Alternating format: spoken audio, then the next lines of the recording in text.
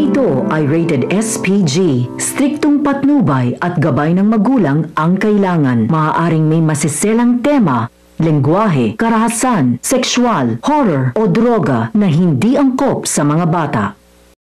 Makakalaya na si Charlene. Abangan natin sa prinsesa ng City Jail. Si Raymond na makitid ang isip na na-brainwash na mag-inang Divina at Libby ay dinalaw si Charlene sa kulungan.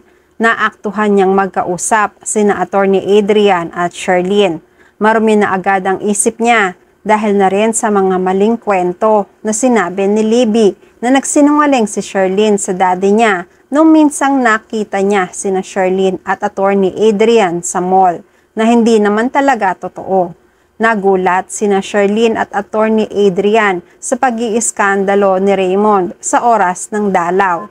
Nasaksihan ito ng mga iba pang preso, lalo na si Princess. Nagagalit si Charlene dahil nakulong na nga siya, pinag-iisipan pa siya ni Raymond ng masama. Ipinaliwanag naman ni Attorney Adrian na narito siya bilang abogado ni Charlene na ang malasakit niya lang naman ay mapalaya ang asawa ni Raymond.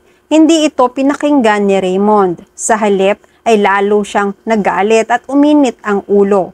Sinuntok niya si Attorney Adrian hanggang sa nagkagulo na nga. Inawat sila ng mga pulis.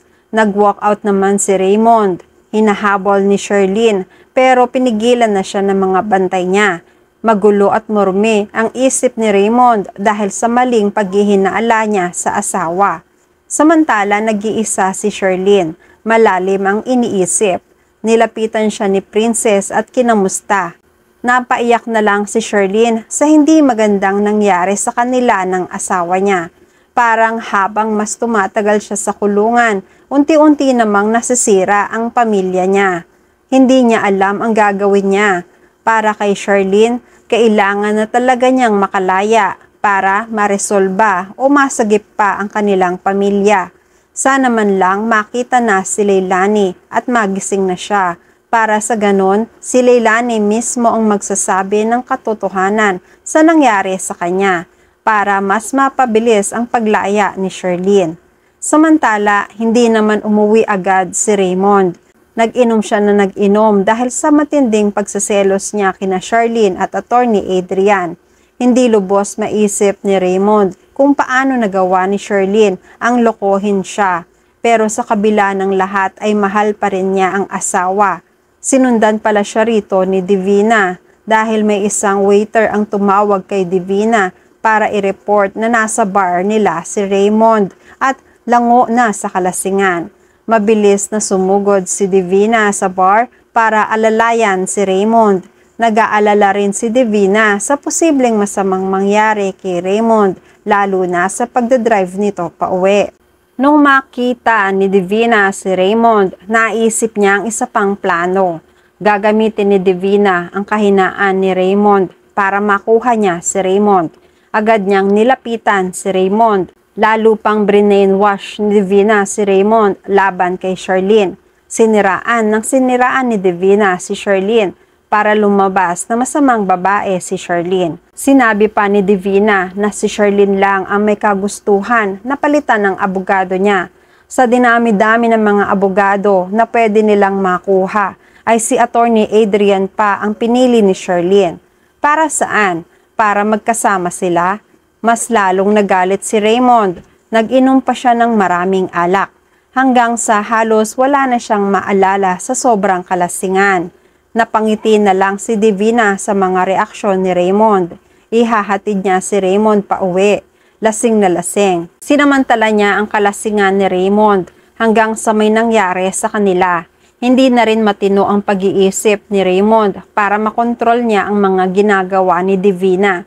Sa halip ay bumigay na rin siya. Sa sumunod na araw dumalaw muli si Attorney Adrian kay Charlene.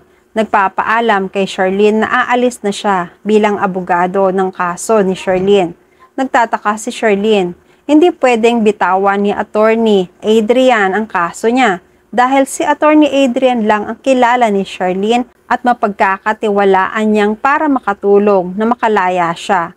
Sinabi ni Attorney Adrian, Kung gusto mo akong palitan para lang hindi maapektuhan ang relationship niyong mag-asawa, I'm willing to step aside. Ayaw naman pumayag ni Charlene. Wala naman silang ginagawa ni Attorney Adrian na masama. Bakit kailangan pang madamay ang depensa ni Charlene sa kaso? Kapag mangyari na iwanan siya ni Attorney Adrian, baka hindi siya manalo o hindi niya madepensahan ng mga paratang sa kanya. Nagmamadali na si Charlene na makalaya. Nakikiusap si Charlene kay Attorney Adrian na humanap ng paraan para mapabilis nila ang pag-usad ng kaso. Nangako naman si Attorney Adrian na gagawin niya ang lahat para mapabilis ang paglaya ni Charlene. Mga ilang araw ang lumipas, hindi nga nagkamali si Attorney Adrian. Nagawa niya ng paraan na pansamantalang makalaya si Charlene. Nabalitaan agad ito ni Raymond. Masayang-masaya siya. Nakita niya ang mami niya sa garden. Binahagi niya ang magandang balita. Napagbigyan si Charlene na makapagpiyansa. Magkakaroon na si Charlene ng pansamantalang kalayaan. Dahil dito, susunduin ni Raymond si Charlene. Pero sa araw rin na yon ay nasa bahay nila si Divina. Hindi siya natutuwa sa balitang narinig. Nagtataka siya bakit biglang makakalaya si Charlene. Ganon rin si Sonia. Hindi sila natutuwa sa balita. Nagtataka sila dahil sa bigat ng kaso ni Charlene ay makakalaya ito ng ganon kabilis. Paalis na si Raymond nang habulin naman siya ni Divina. Pinaalala ni Divina ang mga nangyari sa kanila nung isang gabi. Pero tinatanggi ni Raymond na wala lang yon. Dala lang ng matinding kalasingan. Ipinaliwanag na ni Raymond kay Divina na hindi ito ang magiging dahilan para hiwalayan niya si Charlene. Mahal niya ang asawa niya at ang pamilya niya. Nagagalit man siya kay Charlene pero mas matindi ang kasalanan na ginawa niya. Kaya gusto ni Raymond na bumawi kay Charlene. Umiiyak naman si Divina. Nagmamakaawa na alalayan naman siya sa kahit na konting panahon habang hindi pa tuluyang nakakalaya si Charlene. Nangangako si Divina na sikreto lang nila ang nangyari sa kanila ni Raymond. Wala siyang pagsasabihan. Kahit kay Charlene ay hindi niya ilalaglag si Raymond. Nakikiusap si Divina. Hinawakan ang mukha ni Raymond at niyakap. Sakto naman, magtatapon ng basura ang kasambahay ni na Raymond na kasundo ni Charlene. Nahuli niya sa akto na nagyayakapan ang dalawa. Nabuo ang hinala niya na may relasyon sina Raymond at Divina.